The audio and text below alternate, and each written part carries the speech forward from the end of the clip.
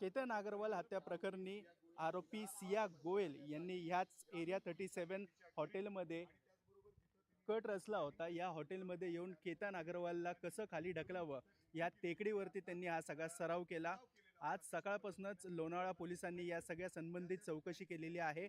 लोणावळा पोलिसांनी सर्वप्रथम सिया गोयल याच्या घरी जाऊन त्यांच्या घरच्यांची चौकशी केलेली आहे। त्यानंतर या हॉटेलला येण्यापूर्वी चेतन आणि सिया गोयल यांनी लुलानगरमध्ये असलेल्या थर्ड वेव्ह कॅफेमध्ये बसून सगळा प्लॅन केला होता। तिथले देखील पोलिसांनी रेकी केलेली आहे। तिथे देखील आरोपी सिया गोयल याला पोलिसांनी घेऊन गेले आणि तिथले CCTV फुटेज त्या तारखेची सगळी माहिती तिथनं पोलिसांनी गोळा केलेली आहे। त्यासोबतच सिया गोयलने कोणते कपडे घातले होते, त्यासोबत फोन कॉल्स कुठे झाले होते, याचा सगळा एव्हिडन्स आज पोलिसांनी कलेक्ट केलेला आहे।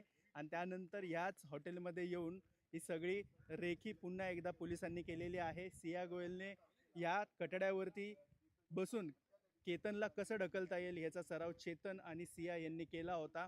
आज सकाळपासूनच ही कारवाई सुरू आहे।